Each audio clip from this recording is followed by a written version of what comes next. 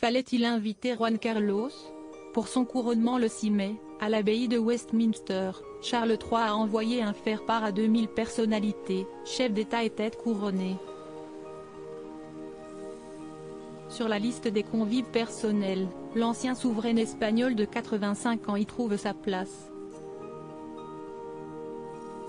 Ce qui n'a pas manqué de soulever des interrogations à Londres et à Madrid, indique Le Point ce lundi 18 avril. Et pour cause.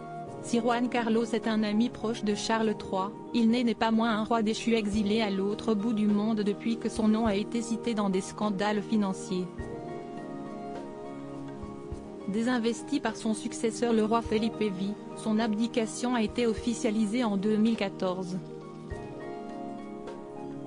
Alors quand son nom apparaît sur la liste des invités au sacre de Charles III, le Foreign Office, Bureau des Affaires étrangères et du Commonwealth, et le palais de la Zarzuela interroge Buckingham Palace obligeant le roi d'Angleterre à prendre des mesures.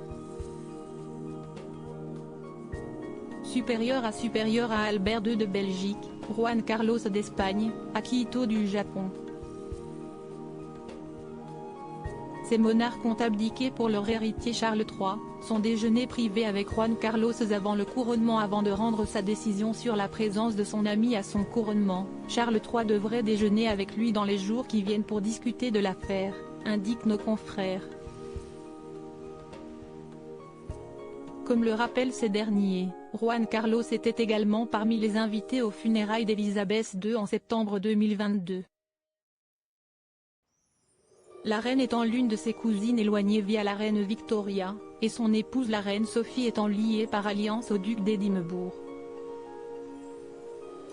Après cet entretien privé, dont la date exacte n'a pas encore été dévoilée, Juan Carlos devrait s'envoler vers la station balnéaire espagnole Sanxenxo. Un déplacement qui pourrait faire grand bruit puisqu'il s'agit de son premier retour en Espagne depuis qu'il a quitté le pays. Et ce, alors que la série documentaire Juan Carlos, Downfall of the King sur sa vie tumultueuse s'apprête à être dévoilée. Crédit photo, Europa Press.